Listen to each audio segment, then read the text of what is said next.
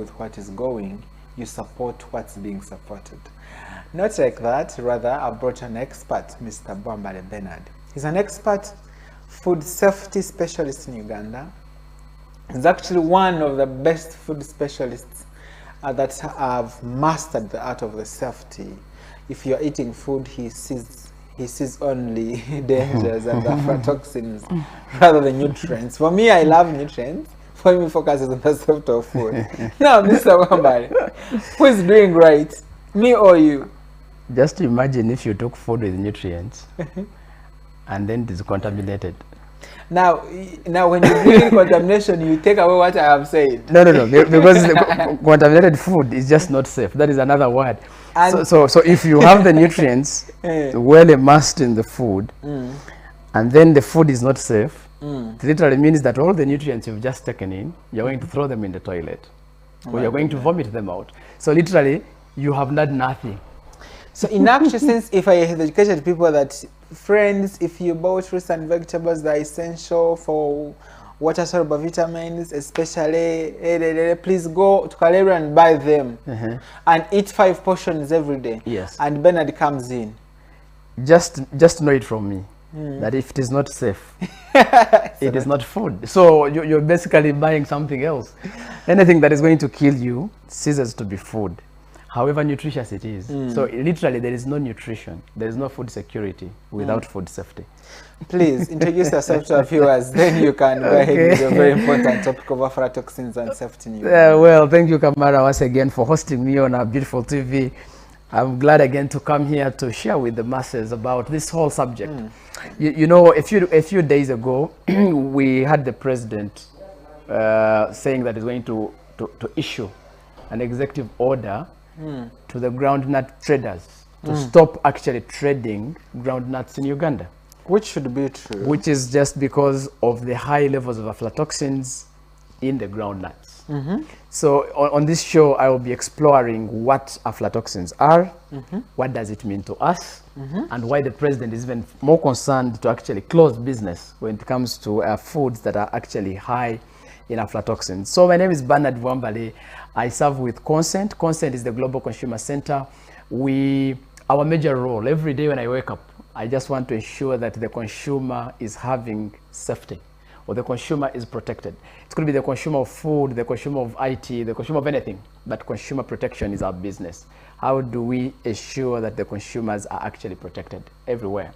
I also, by God's grace, I coordinate all the food safety activities in the country. So I'm the food safety coordinator for the Food Safety Coalition.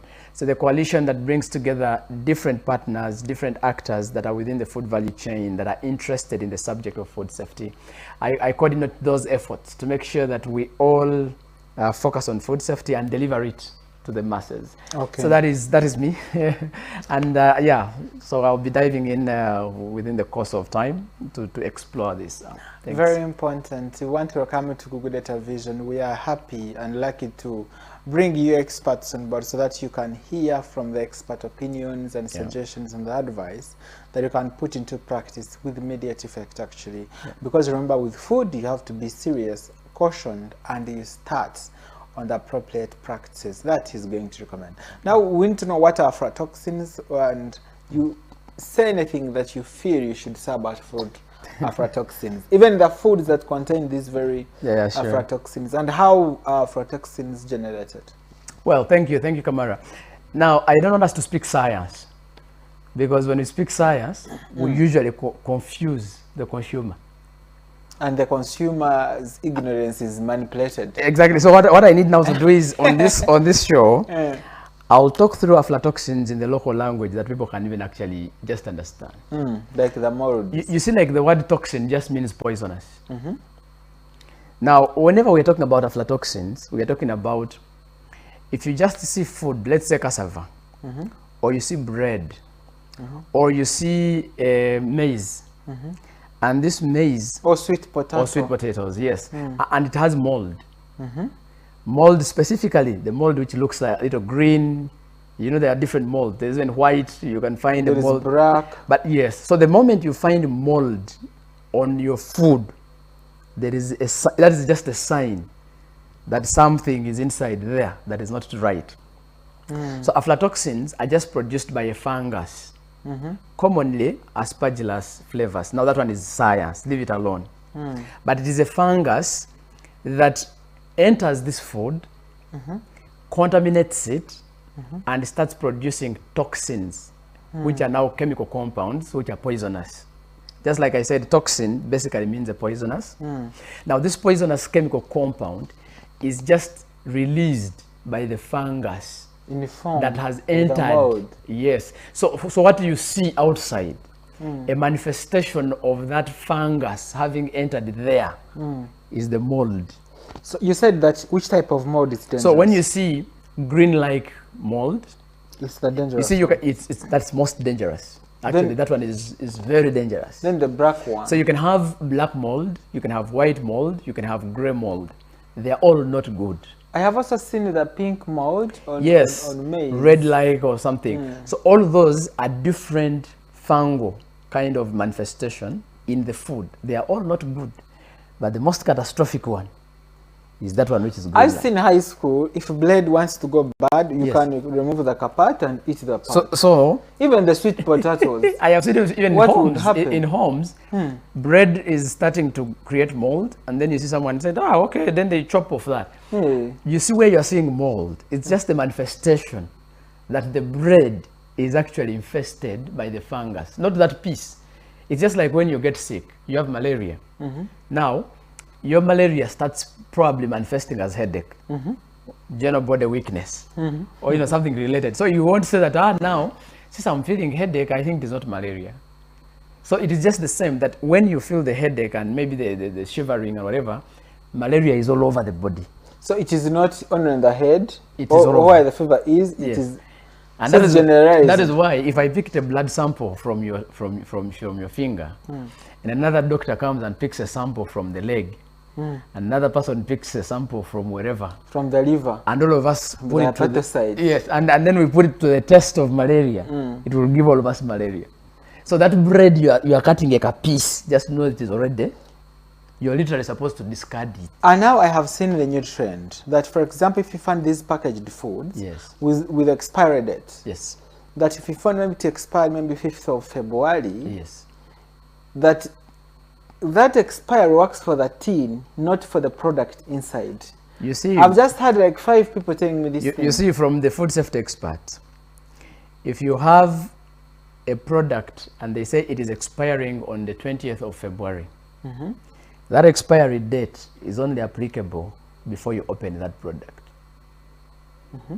Because, just like I'm going to share with you, when you open a pack, let's say maize flour, and you open it, they have told you the expiry date is on the 21st of February, and you're opening it today on the 15th. The mere fact that you've opened it and you've left it in an open, the expiry dating ceases to work, because this is now exposed to moisture, it is exposed to dust, it is exposed to insects, Air, it is exposed to air, to bad hands, so everything, touch. so everyone is touching. If you go Give to me your 1 homes, kilogram. if you go to your homes, let's say you've gone to a nearby shop and they have just bought maize flour, which was sealed, and they're saying, oh, expiry date 25th of February, and then the guy opens it and puts it like that in the shop. You've seen how our shops are. Yes. So when that is opened, expiry things no longer work, because day and night the pack is opened, exposed to moisture. So the moment it's exposed to moisture, it means that life starts getting in there. Microorganisms are able to survive there because there is moisture, there is air, there is whatever it is. And then here comes the scooping thing. That thing they use for scooping. Even the hand is every day. Now, the scooper leaves the beans, it goes to the maize flour, it leaves the maize flour, For it goes to sugar. the peanuts, it goes to the sugar, and so all of that contamination is happening. So whereas the person who was manufacturing or maybe processing and packed in airtight, whatever, knew that life cannot be there until the 25th of the month. But the moment you open it and then you just leave it there, the way most of us are in our homes tend to behave, then the expiry is not working. That is why I will advise us to always buy food in small quantities, so that you avoid the risk of contaminating the food. So I'm saying small quantities, because Yes. now I'm going to buy 1 kg of posho. Yes.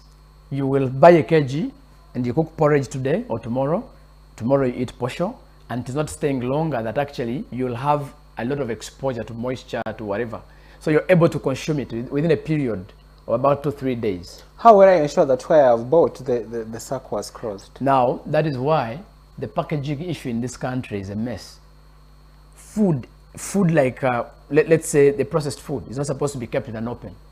As we're going to discuss how that affects. And that is one of the reasons why our food is highly contaminated with aflatoxins. Because where are the aflatoxins coming from? The aflatoxins want moisture. The moment the food is moist, the fungus, Aspergillus flavus, finds solace. Now for it is sorted. The moment it sees water or moisture, comfortable. It's going to reproduce, multiply as fast as it can, because what it needs, it just needs small amounts of moisture in a particular food, and then it is able to thrive. So the moment you expose flour or groundnuts or whatever to moisture, you are basically attracting the fungus to come and stay and grow and manipulate itself, and then it is all over. That is how aflatoxins start, and that's how they come.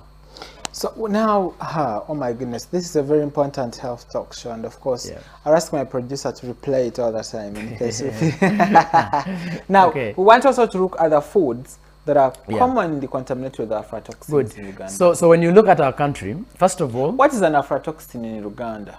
Have you known it? Kati, if you want to explain it in Uganda, you say okuwumba. Yes, like the mold. That's how you describe it in Uganda. So in Uganda, it has no name apart from using the mold as a descriptive to mean aflatoxins. Yes. Okay. So the Batoro, the Wanyankole, the Bakonzo, they have the same word. Which one is that? No, they use oluwombo. Like okuwumba means molding. When you go to Fort Portal, Kasese, that's right. That is what they describe it. But anyhow, let us look at the foods. The aflatoxins are prominent in maize. Maize. It is actually in Uganda, it is the commonest, the food that is suffering locally from aflatoxins. That is why you realize a few months ago, I think it was last year, around June, July, we saw Southern Sudan, the most vulnerable country in the East African community. They rejected maize from Uganda. Can you imagine? Sudan, whose refugees we are even hosting, they rejected maize. I think there were about 75 trucks of maize. I remember. They were rejected at the border of South Sudan just because the maize did not meet the aflatoxin test. The aflatoxin content was higher than the maximum we can expect. Our standard says that if food has at least 10 parts per billion of aflatoxins, it can be consumed by human beings. That is minimal. It cannot cause a lot of trouble to human beings. Now, if the maize was rejected from a border point, it means that our aflatoxin levels were higher than what a human being can consume. A few months ago again, still last year and even the other year, Kenya just recently also rejected our maize. Over 20,000 tons of maize at the Kenya border. Why? Aflatoxins in the maize. Now, what is sad, of course, would be that, okay, when they rejected it, what happened? So the standard says that when we reject maize that is high in aflatoxins, we are supposed to get that maize and then we burn it. Actually, we are not even supposed to burn it. We are supposed to incinerate it. Did they burn it? It is not fit for human beings. Did they even incinerate it? We don't know. So the risk now here is, if the other country rejects your food as not fit for human beings, the question would be, how did it even reach the border? So that one starts questioning our capacity to test for aflatoxins in the country. It starts shaking our ability as a country to regulate what goes out of the country. It starts shaking the ability of the country to actually manage some of these regulatory frameworks that we have. Are we implementing the laws? Are we implementing regulations? Are we implementing standards? Because we have them. Now, if a country rejects, that means there's a problem in the country that is actually exporting. And you know what that means? The effect is when our food is rejected at a border point of another country, Uganda loses credibility, trade credibility. It means that Kenya, every home in Kenya eats maize every day.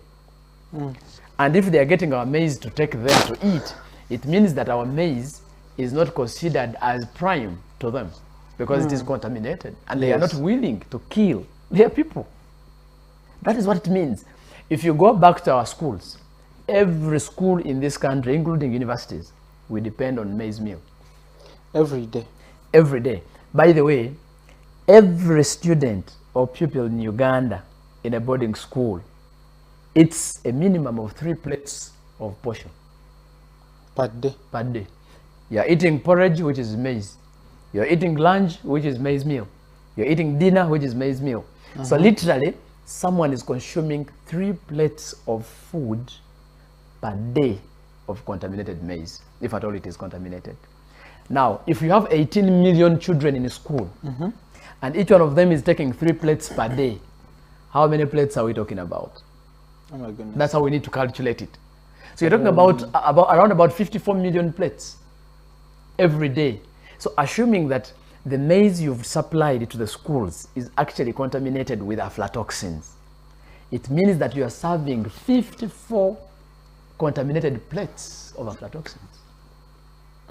Maybe to bring it a little bit to the picture, what is the effect of aflatoxins? Maybe people could understand it. You said that toxin is poison. Exactly.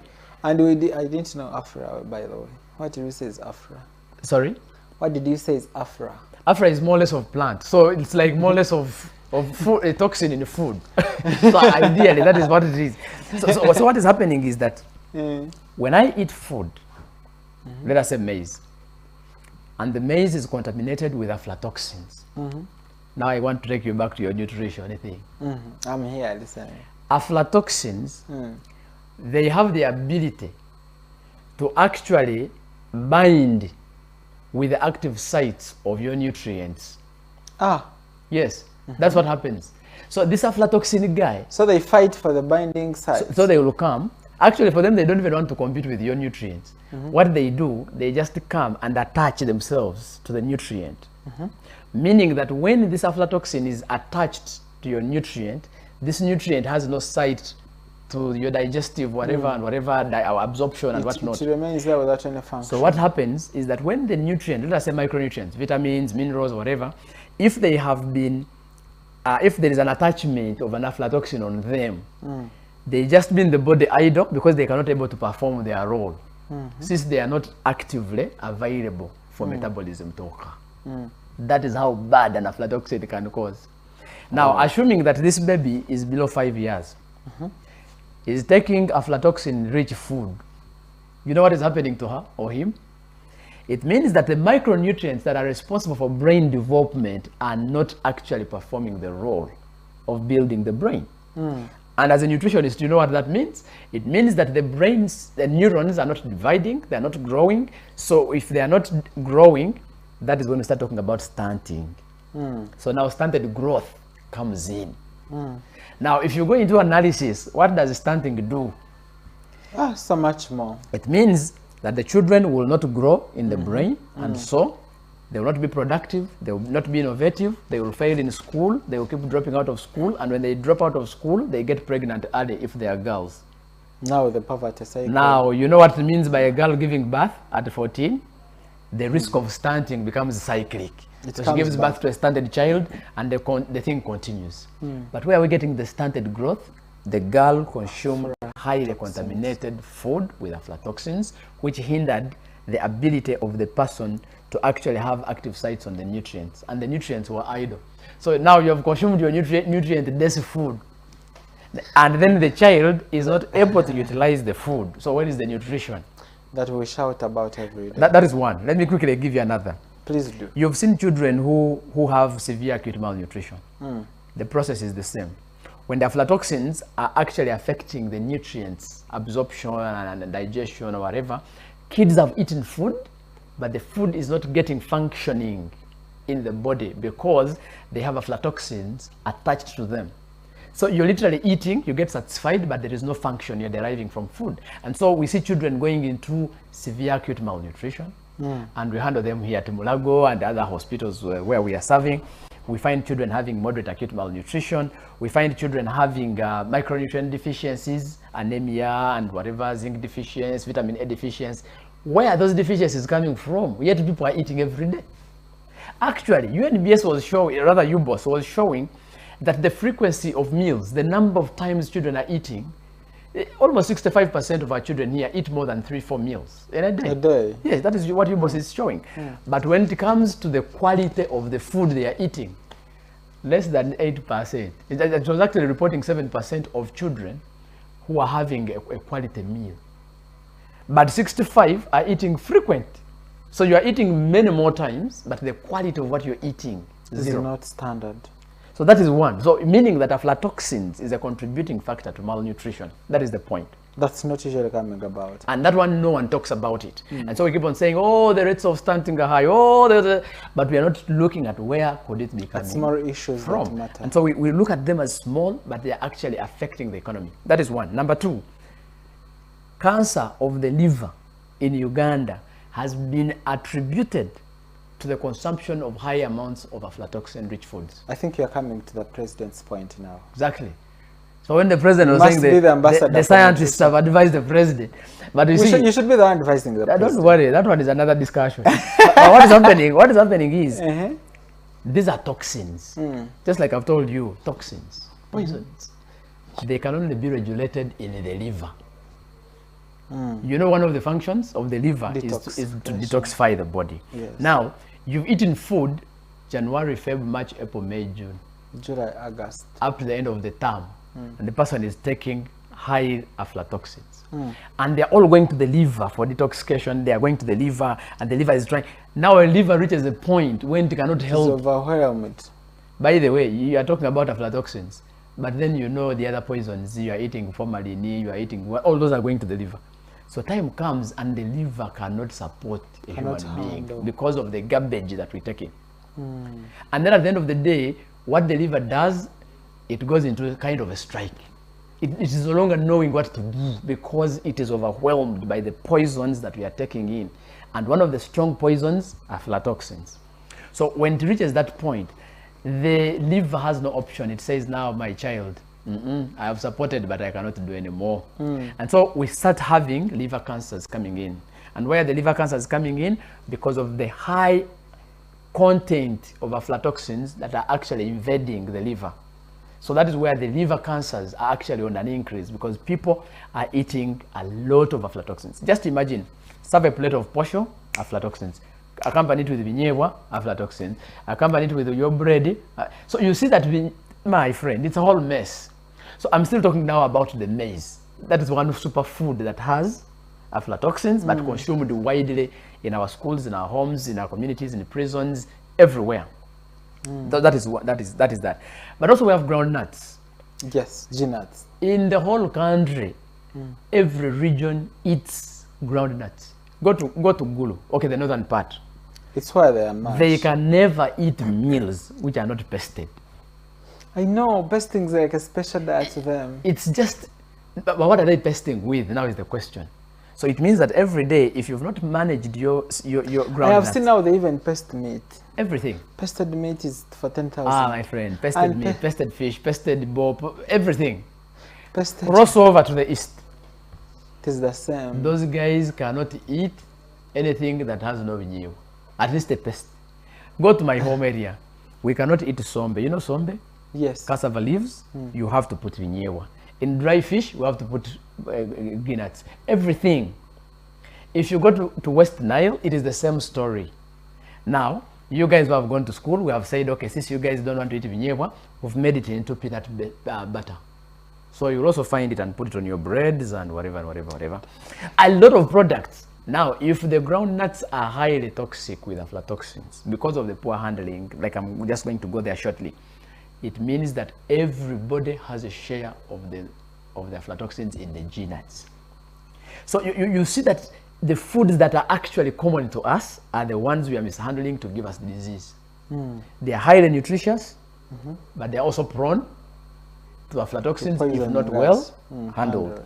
Now, away from the nuts and the maize, that's what many people know. Now, you have cassava. Cassava, this one where people are just recklessly handling cassava. People are drying cassava on tarmac roads. People are handling cassava on top of rusted iron sheets. People are handling food on bare ground. Why won't the molds come? So when that mold comes, remember, in my country, in my area, cassava is our staple. You cannot spend a day without eating cassava, and it's the one you are mishandling. It is your staple. That is what is causing us disease. Go to the east, everyone eats kalo, but kalo from what? Millet and and cassava. So the aflatoxin. I think for us, eating karo is like a special event. Really? I mean, yes. But you see, in communities where they don't eat, for instance, cassava, let us say Buganda, for them they eat matoke. Yeah? But that staple food called matoke, the accompaniment for it is vinyewa. Yes. So so you're not running away from these foods. So away from that, eggs. It is very unfortunate that eggs, milk are now also prone to aflatoxins. Why? How are eggs prone? How are now they? you see that the feeds that we give to the animals are made from bran. Maize The bran. bran, which is maize, which was mismanaged. Now you see what happens is that when they process maize, bran is like a waste, and yet for you nutrition it will be something that should be eaten by people.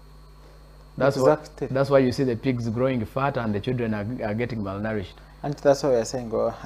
Okay, that is another thing. Anyhow, this conversation is interesting, that in such a way that garbage in, garbage out. So when you throw away your bran, which had aflatoxins, and you feed them to your pigs, you feed them to your poultry, Your dogs you feed them to your whatsoever. whatever, they also receive the aflatoxins that way, and they become your meat. They receive their share. So you'll get eggs that are contaminated with aflatoxins because of the bran that was contaminated with aflatoxins.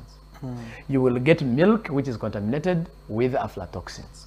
You will get meat which is contaminated with aflatoxins. The sad story with aflatoxins is that aflatoxins don't smell. To think that now when I serve vinyewa in a restaurant and I test them, they will smell aflatoxin. They don't. So you'll just have to eat. So if You have to enjoy the delicacy. you just have to enjoy. That is the problem with aflatoxins. They don't smell.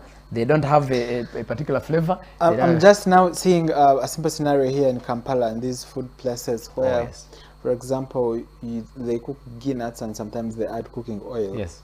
Now there's an aflatoxin. I am telling you, the whole mess. I find you are dying double. Yeah, triple. It's often say that in Rishiga Nyakore there's a saying that says kufera having kamakara. Like you find you know when you are making charcoal, Both sides. you have to ensure that it The is entire. airtight so that you don't. So you have nothing to do with Yeah. it. So it's a whole mess. But where are we getting the aflatoxins from? Maybe let us also go there, because now we have known that your maize, your peanuts, your millet, even actually millet, your eggs, your potatoes, your cassava, they're all prone. the handling procedures are usually Now the better. challenge is the handling. The handling. Now We intend to go for a short quick break, Okay, Mr. Bernard. You should yes. first rest, go and think please. more information, but also promote a simple business that we have at Google Data Vision. Right. And when you come back, we shall talk about very much more important information about the aflatoxin. We shall also call upon the government to lift up the ban, and also we shall we should even convene the president as a nutritionist and meet him. Why shouldn't we? We are noble professionals. Yeah, sure. See you shortly.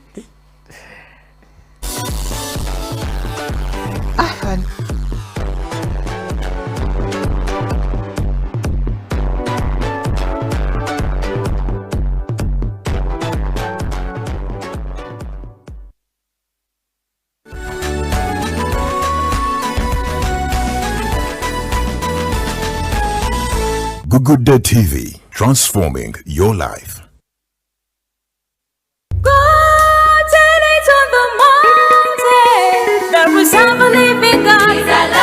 God's Way High School Maganjo. With immense gratitude to God, we celebrate the outstanding achievements of our O and A-level students.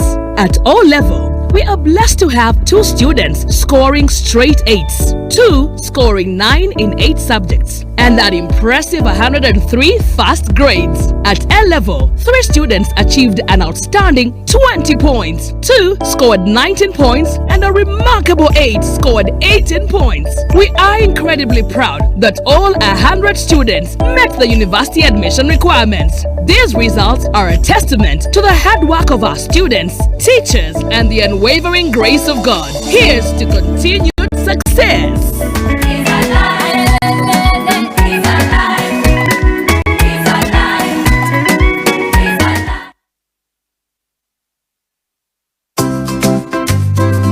There is a mindset challenge that is faced by Africans all over the continent that needs to be distorted. With Dr. Bolingo's Unlock the Mind book series, this is finally sorted. Designed alongside mindset change trainings for learning institutes, churches, teenagers, and leaders, here are mind-provoking practical guidelines that put to task every African to have their own share of bread. For orders and more information, please call +256 752 831 236 or +256 755 137 187 or visit Amazon and all book centers in the city near you. Brought to you by Citizen for God's Kingdom.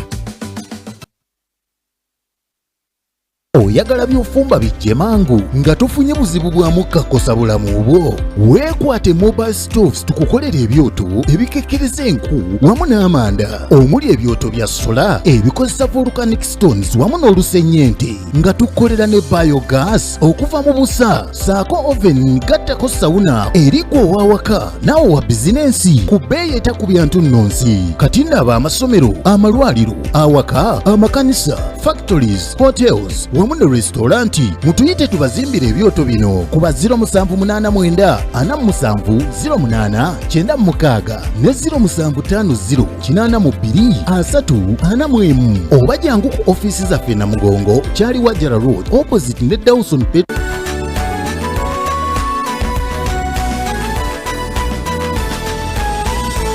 Good Day TV, transforming.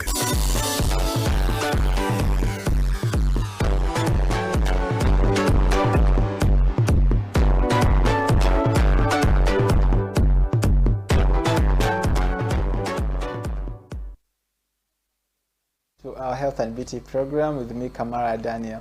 And of course, just like we've been saying about aflatoxins, but of course we want now to look into the practices or the ways that you are doing your food that are exposing it to aflatoxins, thus rendering it dangerous for human consumption and also to higher trade markets that we think that would promote your agricultural practices.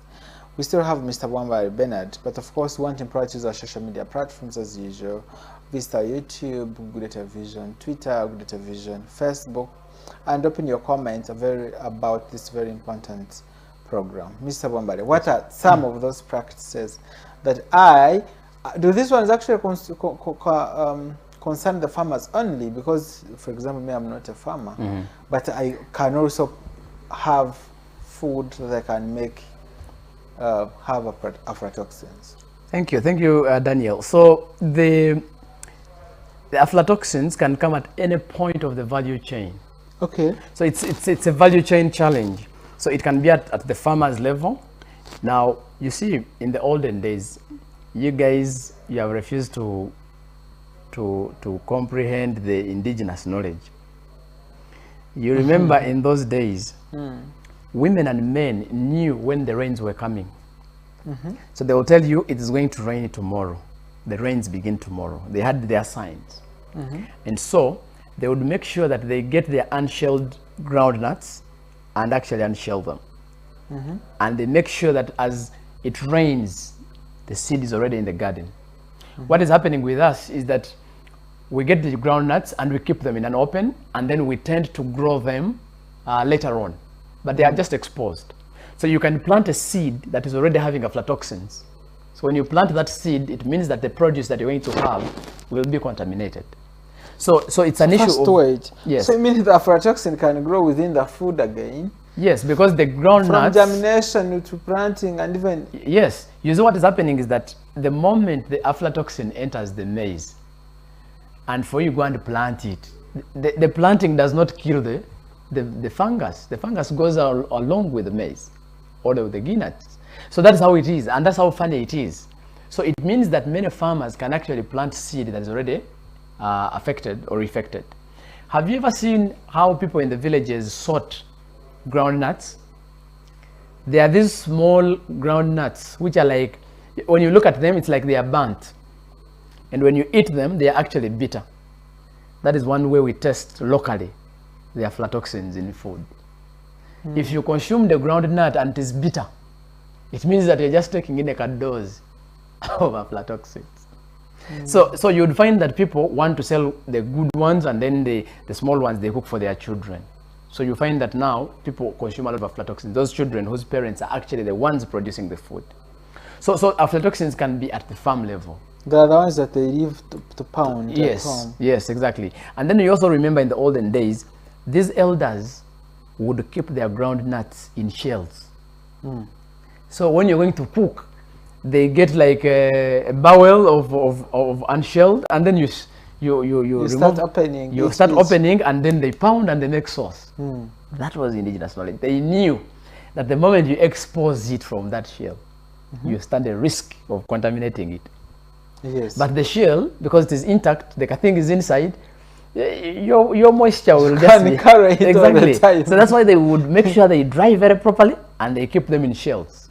So when you want to make a meal, they unshell and you pound and you consume. That is how they were managing it, to fear the moisture. Now currently, because we have gone away from the realities, we are under globalization, shell, and then you just keep anywhere in some chivera where you keep getting a scoop and whatever, which is even wet, and then the moisture keeps on building. So those practices at home, that you want to, for instance, you want to get maize flour from a cavera you've bought, but then you're using a wet cup to pick. So someone is scooping with a wet cup. Remember, we're talking about wet hands. All the hands are wet. But remember, the problem we're talking about is facilitated by moisture. So every time you're just scooping with a wet hand, with wet cups, with wet whatever, you're increasing the moisture content of that sack, and so you're creating mold. So it's an issue of proper handling. How are you handling the food? Now, when it comes to traders, it is even terrible. What the traders are doing is that they go pick good maize, pick the one with aflatoxin, mix them. Haven't you seen that someone has a truck of maize that is clean, but then there were these 50 pieces which were molded, and then he says, oh, but how am I going to lose these 10 kilograms? So selfish, from the selfish interest, you mix them up. The guy gets the other 10 kilograms, mixes them with the 100 kilograms which were good. Now the 10 contaminates the 50. So you have one sack which was made of very good maize, but the guy has put 10 kilograms of the contaminated maize. Now what is wrong with that one? The problem is, the more selfish you become with food safety, the more you first die. That one is the logic. You know why? You will not eat your maize, but you will come and buy posho. So for you have mishandled the maize, thinking that you're going to take it on the market and it will be consumed by the schools. You forget that your child is in a particular school and you do not know where they are buying that maize. So, you know how God does these things? They go and buy a batch that came from your farm and is taken to the school of your children. A few weeks later, your child gets sick, they send him back home. When your child comes back home, you get the same money they gave you. You take him to the hospital. So where is the wealth you wanted to have? Nowhere. So the money that you wanted to accumulate, you bring it to us in the hospital and we enjoy it. Why? Selfish interest.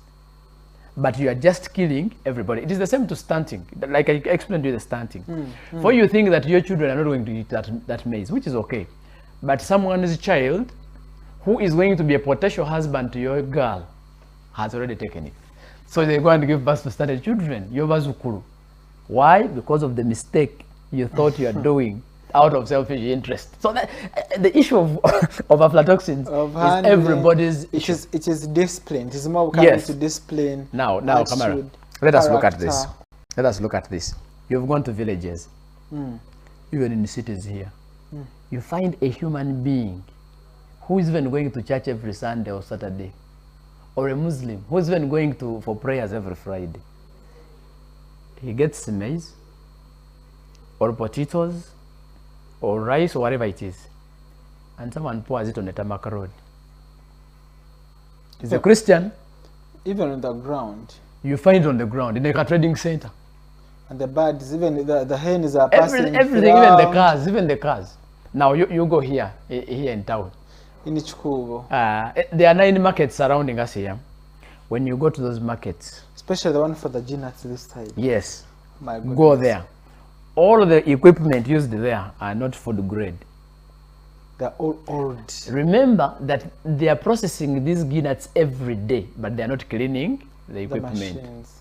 So the aflatoxins that came in yesterday, they just add today another batch, and then tomorrow another batch. So even if you brought good nuts, they would pick. They can be contaminated from that processing. And those machines look dirty. Now you go to the shops. You know, I'm trying to show you the value chain.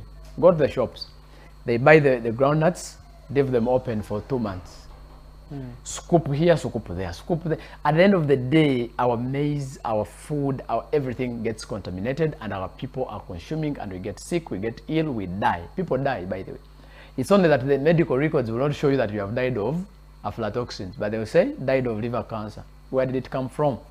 Aflatoxins or something like that. Then they say they just bewitched the person, and yet it is an issue of the food, the way we are handling food. And actually, it's not only affecting health, it is even affecting economy. Of course. Do you know, if Kenya rejected 20,000 tons of maize, Sudan rejects 75 trucks, Rwanda rejected eggs the other day, another country, I don't remember which one it was, they rejected milk because of aflatoxins. Can you imagine how much money that is? Mind you, if you go back to the realities, these are farmers who borrowed money from the bank to plant 3 acres of maize. Now they are not able to sell the maize. They give it to a second-hand person, an aggregator. That aggregator also sends it to another person until they bulk like 1,000 tons or so.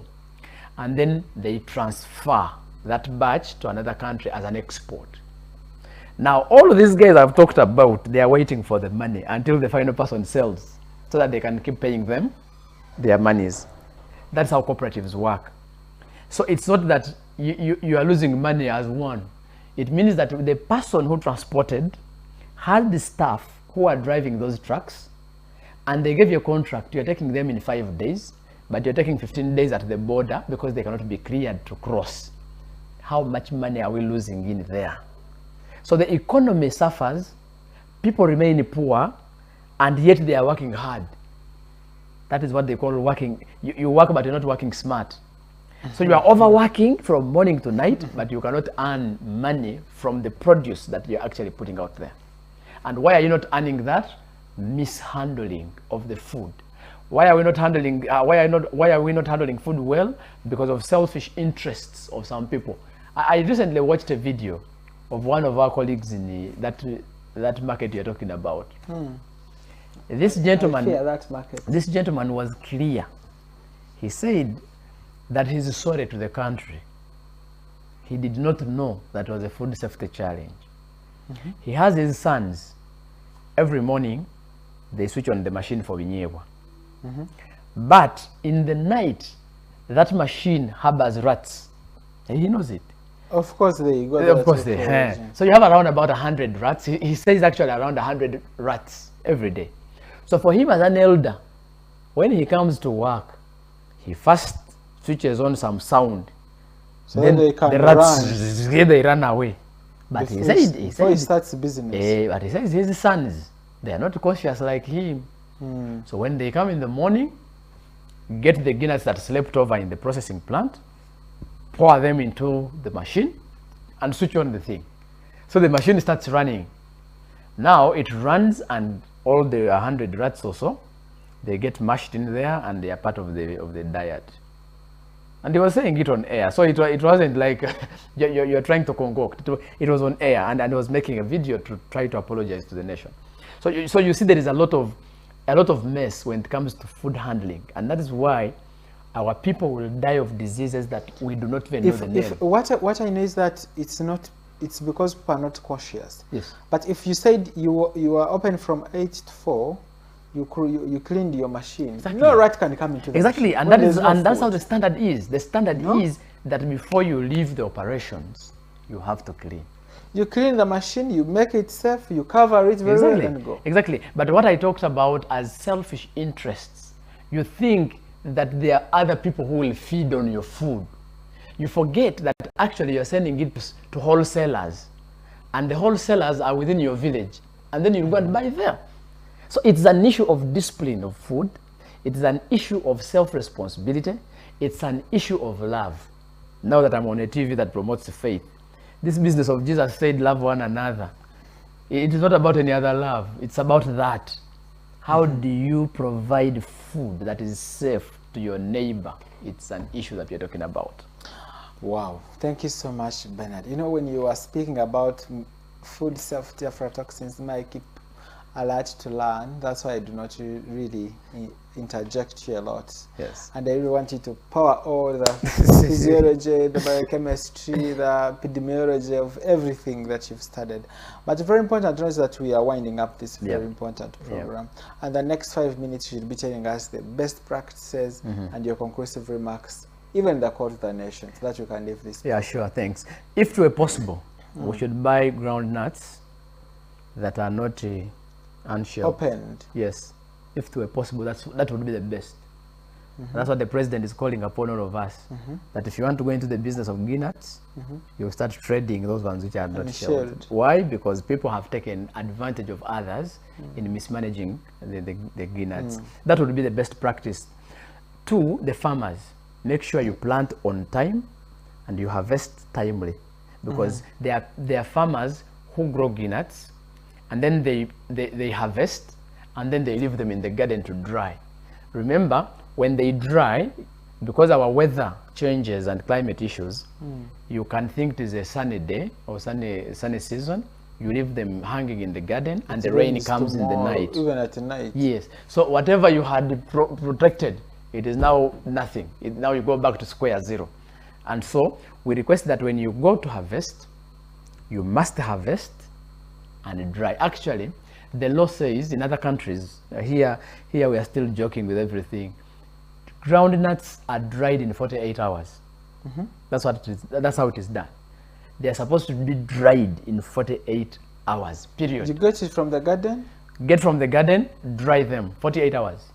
They will be from dry. where? From the machines? Yeah, they use solar drying or whatever, but in 48 hours the nuts are dry. But now for us here, because of our nature of acceptance of everything, we cannot. So that's why government has to invest in such things. That's why we need cooperatives, that when people are dealing with ground nuts, they have a cooperative. And the cooperative is given a machine that dries in 48 hours. Because the more you leave them longer, so that they can keep the shells intact and clean. Exactly, and yes. Exactly, yes. So that is what can be done. As from the part of the country, Ministry of Agriculture has to invest in such things. They are not expensive. It's only that we are still playing around. But those are some of the things that are working elsewhere. From the science, scientists have come up with something called Aflasafe. Aflasafe is a biosolution that we can use to actually control and prevent aflatoxins from the garden straight away. Okay. So that once you use it, then the aflatoxin can never enter that nut or that maize. Now, we have been singing about aflatoxins for a very long time. This science has been with us for a long time. There are even people who came to benchmark from us and they have already implemented in their countries. For us, we are still because there. We do not have money. They say so, but why do we have money for health when we cannot control where the health is? Nutrition is not a priority. I mean, it is something to reflect. But you know what is happening is that now currently, IITA, it's one of the organizations, has sponsored the country actually to come up with a plant where we can process and produce. IITA? It's an organization, IITA, some tropical something. So it's an organization that has invested at Naro. They have put up a factory that will be producing Aflasafe. Now it is up to the government to produce. But for them, they have given us infrastructure. The science is here with us. What is left is for you guys to invest in us and to produce this thing and to give up. Tell your bosses That is, to, I don't know now, start. but you'll have to start there. But anyhow, there are solutions. Those are some of the solutions. Yes. Now, 3, we need to think about good agronomic practices, but also good manufacturing practices, hazard control. When you're in factories, when you're in processing units, how are we handling the GNATs? Last night I was working on a law for GNATs that will probably guide the GNAT processors how to handle ground nuts, so that we avoid this aflatoxin thing. We are trying to work on it.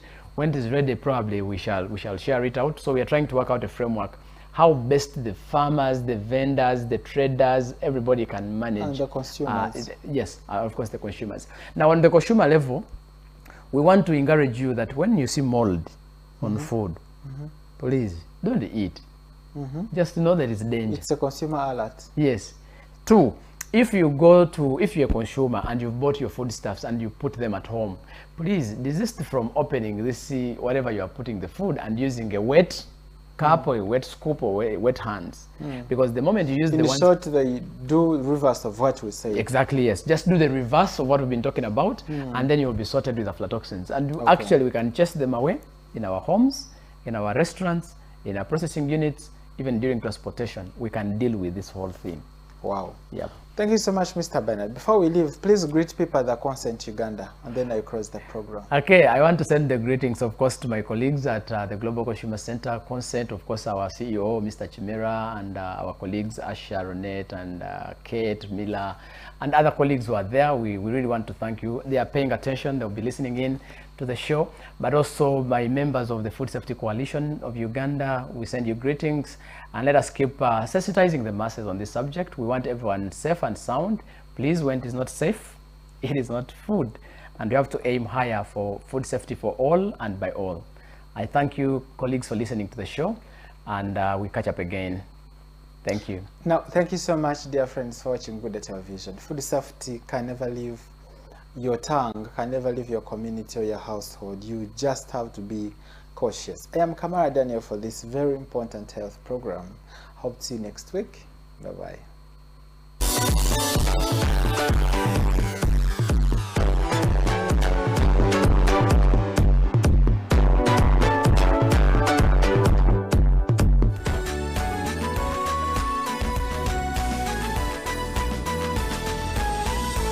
Good Day TV, transforming your life.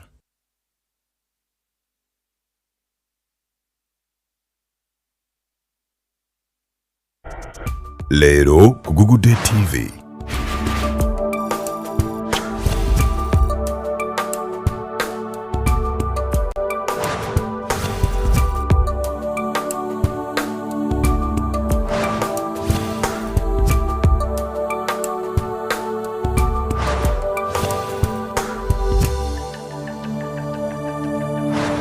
Lero Good Day TV. Tosubwa Good Day TV. Abagalwa abalungi, erinnya lya Mukama waffe Yesu Kristo lyebazibwe nnyo. Mbalamusizaako.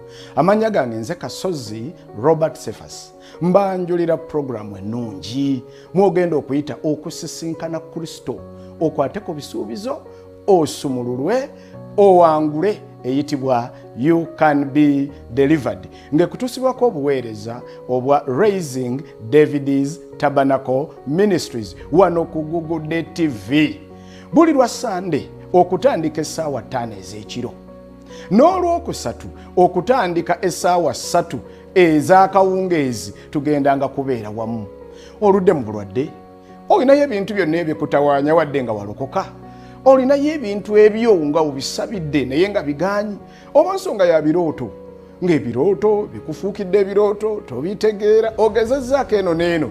Puroguramu eno egenda kubeeramu essuubi, ekyokuddamu, okuwangula, okubotola mu maka, mirimu n'ebirala bingi. Kale nkusaba onneegatteko wano ku Good Day TV. Akaseera ako kagenda kuba kakusumululwa. Nkulinze, Mukama akutwere omukisa. Tosubwa puroguramu eno.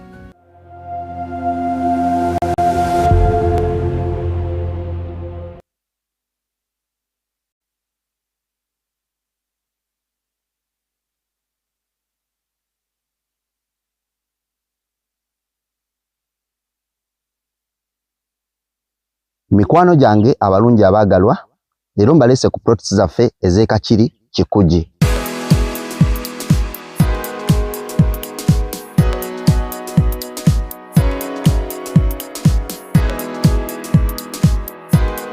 Olina Jevic Properties Limited.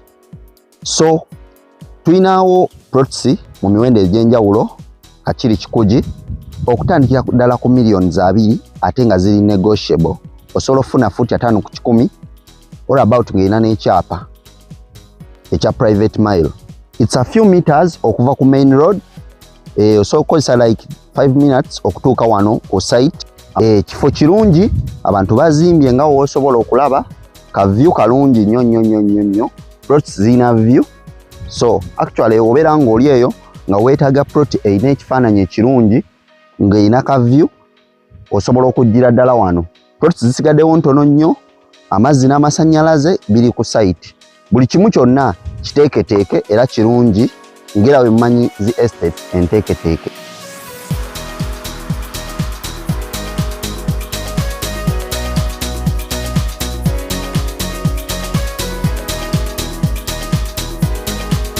Plots we ziri zisigaddewo ntono nnyo, jangu weegulire plot ku millions 2 ate nga tukkiriza n'enkola ey'ekibanja mpola oba ky'oyinza okuyita installment payments. Plots zisigaddewo ntono ddala ate nga za byapa. Amazzi n'amasannyalaze ekyo nkimannyonnyodde nti weegali ate nga okuva kikugi mu town teweetaaga yadde boda. It's a few meters. It's like 100 meters okuva kikugi mu town, then okuva e Kakiri teweetaaga nnyo sente nnyingi, boda ya 1,000 oba 1,500 osobola n'otambuzayo ebigere oba toyinaamu. So kifo kirungi kiteeketeeke, mwebale nnyo, mwebalire ddala. Abajjeviki ffe tusinga mu by'amataka ffe tusinga. Kuno sikutakuloda jukira nti bw'ogula ettaka mu Jevic Properties Limited oba oyingidde butereevu mu kalulu k'okuwangula ennyumba. Olw'ensonga eyo enkola n'obukwakkulizo bigobererwa.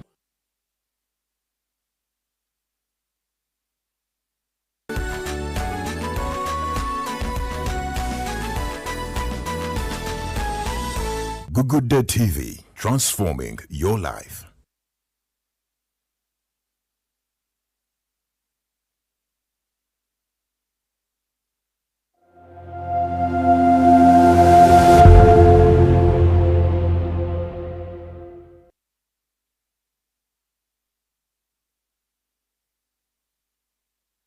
Bagalwa tubaanirizaako nate essaawa zaffe zino bwe zituuka.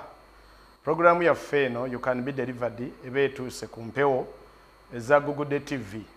Bane tubaanirizaako mwena. Shalom. Tubakulisaayo ku mirimu yonna gye mubadde. Abakozi mwena Katonda abawe omukisa. Mukama abakole bulungi.